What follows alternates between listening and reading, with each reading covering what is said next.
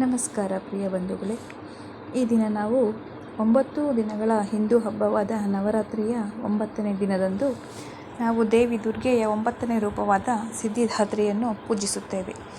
ಆದಿಕಾಲದಲ್ಲಿ ಕತ್ತಲೆ ಮಾತ್ರ ಇದ್ದಾಗ ಮತ್ತೆ ಕೂಷ್ಮಾಂಡ ತನ್ನ ಪ್ರಕಾಶಮಾನವಾದ ನಗುವಿನೊಂದಿಗೆ ವಿಶ್ವವನ್ನು ಸೃಷ್ಟಿಸಿದಳು ಎಂದು ಹೇಳಲಾಗುತ್ತದೆ.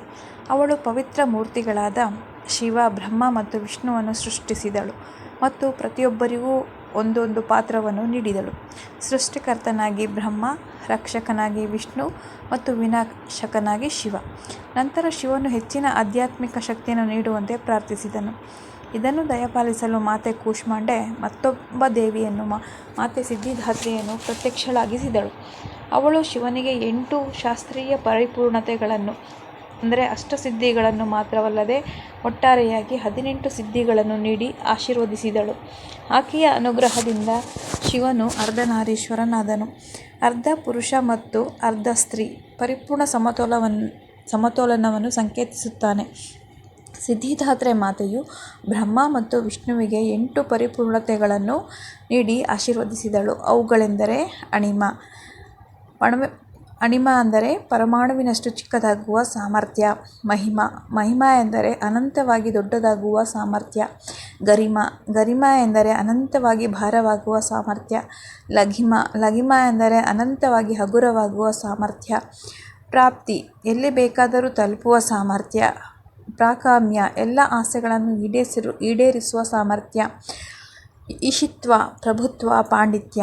ವಶಿತ್ವ ಎಲ್ಲವನ್ನೂ ನಿಯಂತ್ರಿಸುವ ಅಥವಾ ಪ್ರಭಾವಿಸುವ ಶಕ್ತಿ. ಸಿದ್ಧಿದಾತ್ರಿಯು ಕಮಲದ ಮೇಲೆ ಕುಳಿತು ಸಿಂಹದ ಮೇಲೆ ಸವಾರಿ ಮಾಡುತ್ತಾಳೆ. ಅವಳು 4 ಕೈಗಳನ್ನು ಹೊಂದಿದ್ದಾಳೆ. ಗದೆ, ಶಂಖ, ಚಕ್ರ, ಕಮಲ ಮತ್ತು ಬ್ರಹ್ಮ ಮತ್ತು ವಿಷ್ಣುವಿಗೆ 8 ಪರಿಪೂರ್ಣತೆಗಳನ್ನು ಮನುಷ್ಯರು ಮಾತ್ರವಲ್ಲದೆ ದೇವತೆಗಳು, ಗಂಧರ್ವರು, ಅಸುರರು, ಯಕ್ಷರು ಮತ್ತು ಸಿದ್ಧರು ಕೂಡ ಅಣಿಮ ಅಂದರೆ ಪರಮಾಣುವಿನಷ್ಟು ಚಿಕ್ಕದಾಗುವ ಸಾಮರ್ಥ್ಯ. ಮಹಿಮಾ ಎಂದರೆ ಅನಂತವಾಗಿ ದೊಡ್ಡದಾಗುವ ಸಾಮರ್ಥ್ಯ. ಗರಿಮಾ ಎಂದರೆ ಅನಂತವಾಗಿ ಭಾರವಾಗುವ ಸಾಮರ್ಥ್ಯ. ಲಘಿಮಾ ಎಂದರೆ ಅನಂತವಾಗಿ ಹಗುರವಾಗುವ ಸಾಮರ್ಥ್ಯ. ಪ್ರಾಪ್ತಿ ಎಲ್ಲಿ ಬೇಕಾದರೂ ತಲುಪುವ ಸಾಮರ್ಥ್ಯ. ಪ್ರಾಕಾಮ್ಯ ಎಲ್ಲ ಆಸೆಗಳನ್ನು ಈಡೇರಿಸುವ ಸಾಮರ್ಥ್ಯ. ಈಶಿತ್ವ ಪ್ರಭುತ್ವ, ಪಾಂಡಿತ್ಯ. ವಶಿತ್ವ ಎಲ್ಲವನ್ನೂ ನಿಯಂತ್ರಿಸುವ ಅಥವಾ ಪ್ರಭಾವಿಸುವ ಶಕ್ತಿ. ಸಿದ್ಧಿದಾತ್ರಿಯು ಕಮಲದ ಮೇಲೆ ಕುಳಿತು ಸಿಂಹದ ಮೇಲೆ ಸವಾರಿ ಮಾಡುತ್ತಾಳೆ. ಅವಳು 4 ಕೈಗಳನ್ನು ಹೊಂದಿದ್ದಾಳೆ. ಗದೆ, ಶಂಖ. ಸಿದ್ಧಿದಾತ್ರೆ ಮಾತೆಯು ತಮ್ಮ ಜೀವನ ಮತ್ತು ವಿಷ್ಣುವಿಗೆ 8 ಪರಿಪೂರ್ಣತೆಗಳನ್ನು ನೀಡಿ ಆಶೀರ್ವದಿಸಿದಳು. ಅವುಗಳೆಂದರೆ ಅಣಿಮ ಅಂದರೆ ಪರಮಾಣುವಿನಷ್ಟು ಚಿಕ್ಕದಾಗುವ ಸಾಮರ್ಥ್ಯ.